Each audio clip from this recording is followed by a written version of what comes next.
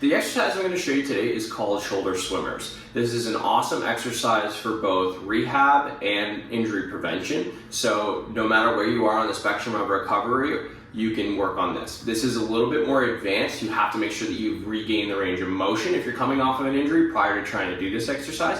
However, once you reach a certain level of range of motion, this will also help you improve it.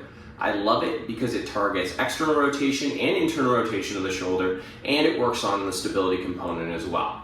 So this is going to be performed on your stomach, and the way that I do this when we're on the ground or a table in this case, is I like to use a towel on our forehead. So obviously that way you have some breathing room for your face when you're laying down on your stomach.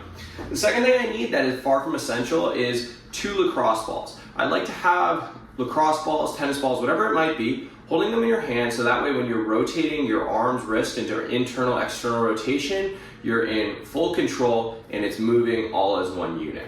So the way that we perform this exercise, you're gonna lay on your stomach. The goal is to start this exercise with your arms in an externally rotated position behind your head, coming out to your side, then internally rotating and bringing the back of your hand to the small of your back. This will be repeated. We want to be deliberate with all of our movements, making sure that we're working external rotation of the shoulder, internal rotation of the shoulder, and control. Remember, this is a stability exercise that requires a fair amount of mobility to be able to perform it properly. So I often recommend you perform anywhere from 5 to 10 repetitions and then multiple sets of this exercise when you're working on it.